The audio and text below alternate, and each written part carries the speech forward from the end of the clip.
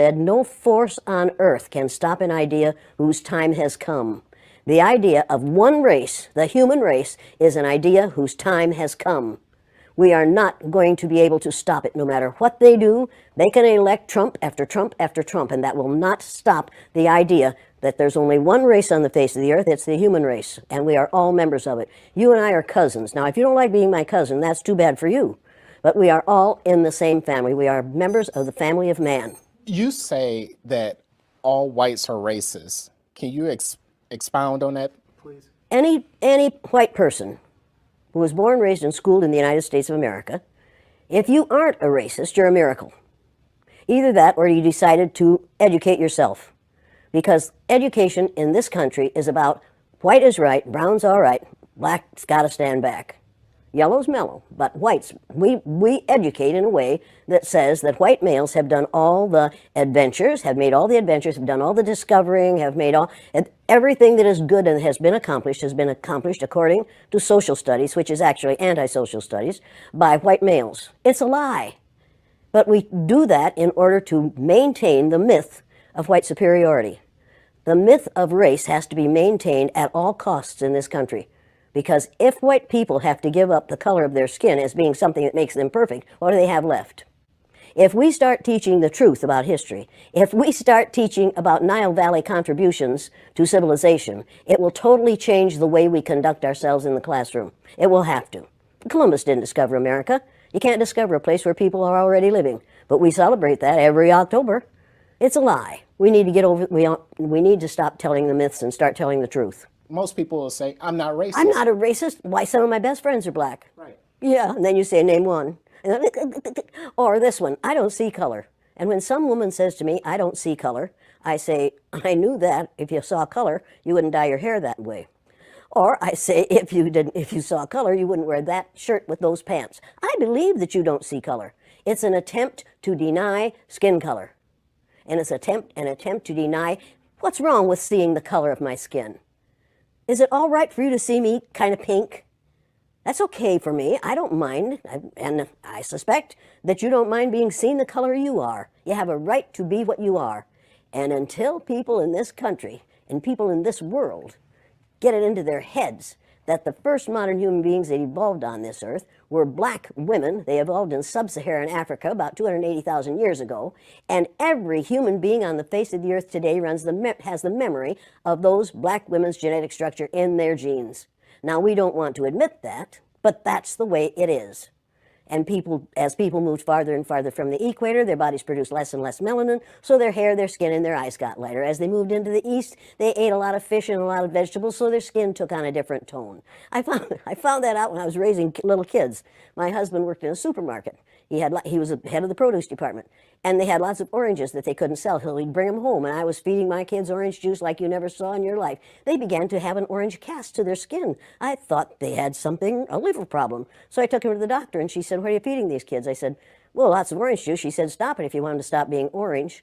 Now, if you think that skin color isn't anything other than the body's natural reaction to the natural environment, get over it. If all white people are racist, according to you, can they be reprogrammed? Of course they can.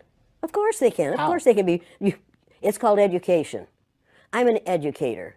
The word educator comes from the root duck deuce, which means lead, the prefix e, which means out, the suffix ate, which means the act of, and the suffix or, which means one who does. An educator is one who is engaged in the act of leading people out of ignorance. Now, I know you can change them. The second year I did the blue-eyed, brown-eyed exercise in my classroom, it was filmed by the Canadian Broadcasting Corporation.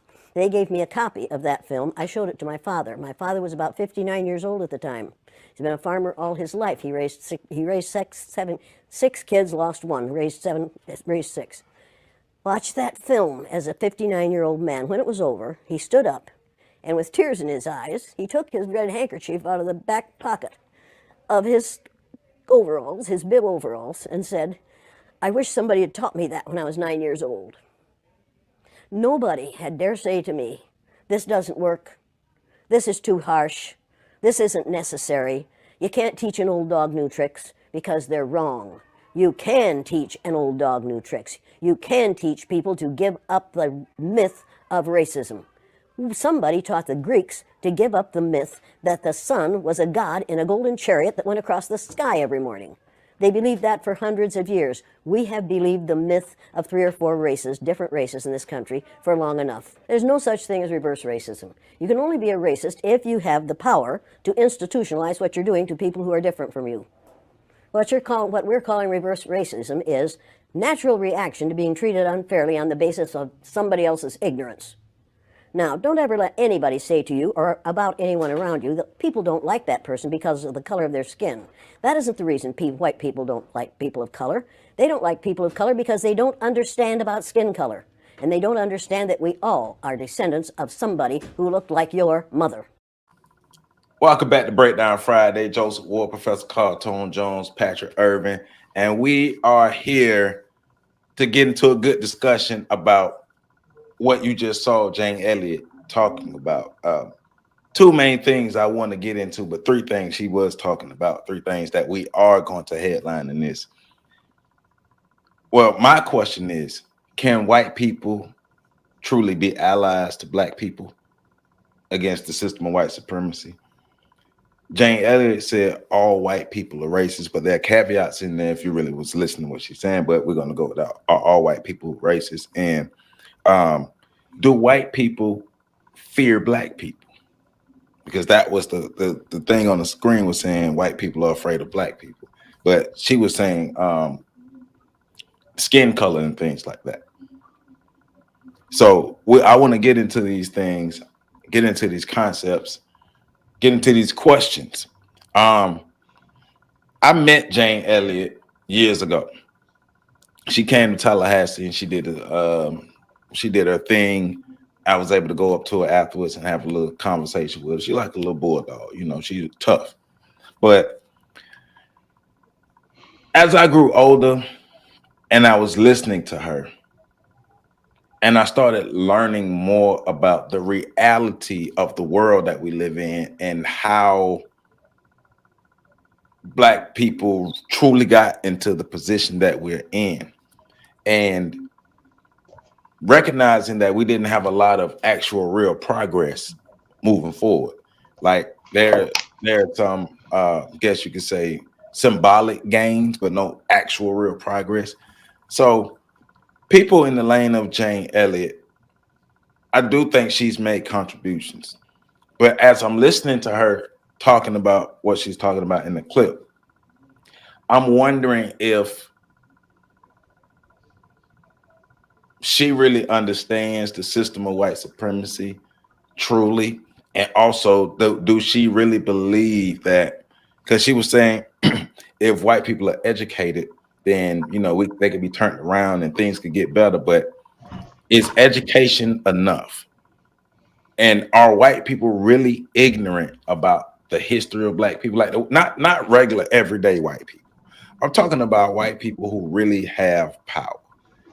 White people who really run things. Are they really ignorant about the history of black people? And if you do educate the run-of-the-mill everyday black person, how will that influence white people who really have power to give up money, land, power, and resources? So, PC, I want to start with you. Saying like, yeah, I said something. You had that look on your face. Like, let's get into it. So first of all, like, what are your overall thoughts about the clip? I like Jane Elliott for who she is. I think she is, for the most part, sincere. Yeah. But in regards to this whole notion and concept that education alone could eradicate racism, I'm gonna have to give that a hard pass. You know, white liberals, especially women, they come from this place where they sort of like move the goalposts on what racism is. When I was in college back in 1992, and as an undergrad, as a freshman, one of the things that my girlfriend was a big advocate. Like she was one of those big, She was an activist mindset. So there was this organization of students led by a white liberal woman uh, on the campus, and it's noted she was gay. I just need to throw that out there for this example. And it was a program called START, Students Together Alleviating Racial Tension. The well, I went to college in North Central Pennsylvania, so there was a cross burning the first day of school. When the semester started, fall '92. There was a cross burning on the Capitol building steps. It was a small cross, but it was. It's a I cross, mean, nevertheless. cross nevertheless, and you had Klan rallies that would come through the town every year. They Yeah, would we know march about that. down. Yeah, they would march down, and at the town square, there was a monument of a Confederate soldier. So this is the climate that we're in. So one of the things is they tried to teach us to be they tried to teach us to be diversity trainers, because we would meet people from that area who said that they only had one. I don't like black people, because this one time I went to Burger King and this one black person was rude to me. And you would get story after story after story And like stuff that. like Like that. Yeah. one encounter with a black person just cascaded the entire race of black people for these folk. And so, and some people say, well, you're the first black person I've ever met. So, but all I know is from TV. And so from that standpoint, I get the ignorance argument. Here's what I'm going to call cap on that. Because just like with Jane Elliott, white people are cool with having this social conversation about eradicating racism. What they're not cool with is when you start talking about dealing with what racism really is. Racism, white supremacy. The power dynamic of that whole conversation. They're not cool with if it means that they're going to lose access to their privilege. If it means that they're going to have to share power. If it means that they are not in complete control of the distribution of power. This is where the rubber meets the road. Even Jane Elliott and another one like her, Tim Wise, has publicly come out vehemently against black people getting reparations in this country when they were posed with the question.